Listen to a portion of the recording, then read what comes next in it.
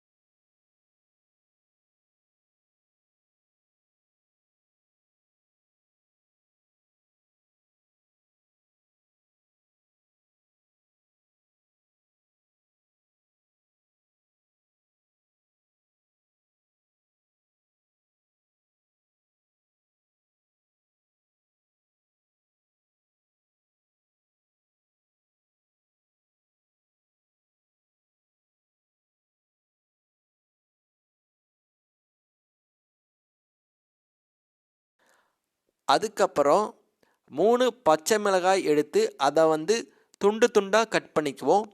பச்சை மிளகாயோடைய காம்பை கட் பண்ணி வெளியில் வீசிடணும்.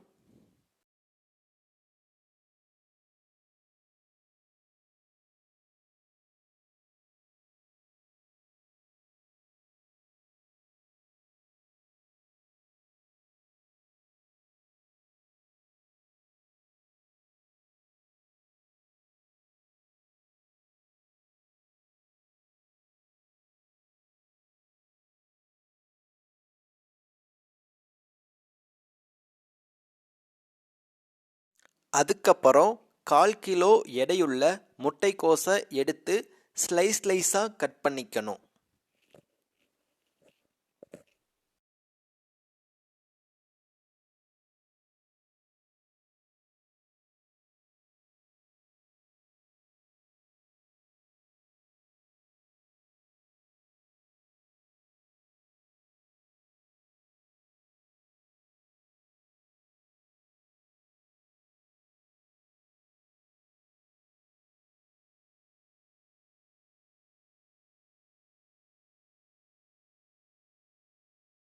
அதுக்கப்புறம் ஸ்டவ் ஆன் பண்ணி ஹை ஃப்ளேமில் வச்சு அதற்கு மேலே ஒரு கடாயை வச்சுக்குவோம்.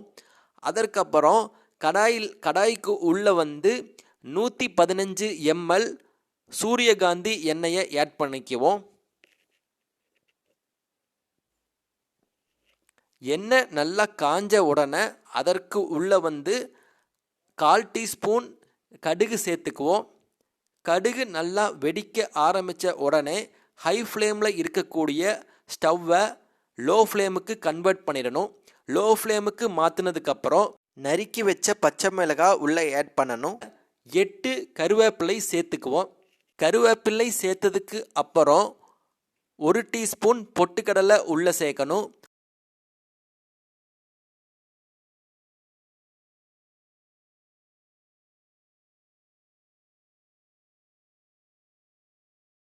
அதுக்கப்புறம் நறுக்கி வச்சிருந்த வெங்காயத்தை உள்ளே ஆட் பண்ணிக்கணும்.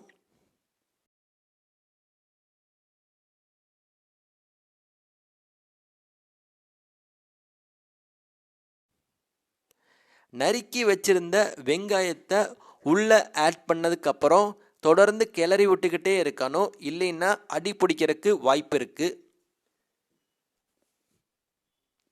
நம்ம உள்ளே போட்ட வெங்காயமானது லேசான பொன்னிறமாக வரும் வரைக்கும் தொடர்ந்து கிளறி விட்டுக்கிட்டே இருக்கணும்.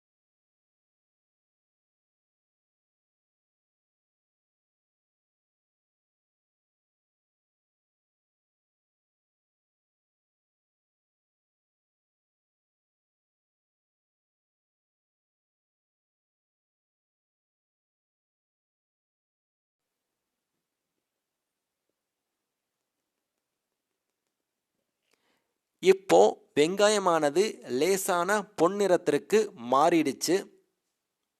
இந்த நேரத்தில் நம்ம நறுக்கி வச்சிருந்த முட்டைக்கோஸை உள்ளே ஆட் பண்ணிக்குவோம்.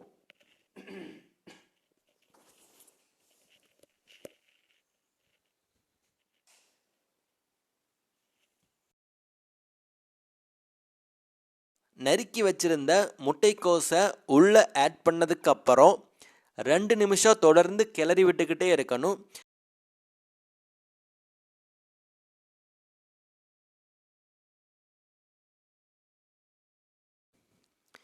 ரெண்டு நிமிஷம் தொடர்ந்து கிளறி விட்டதுக்கப்புறம் நம்ம 115 ml தண்ணியை உள்ளே ஆட் பண்ணிக்குவோம்.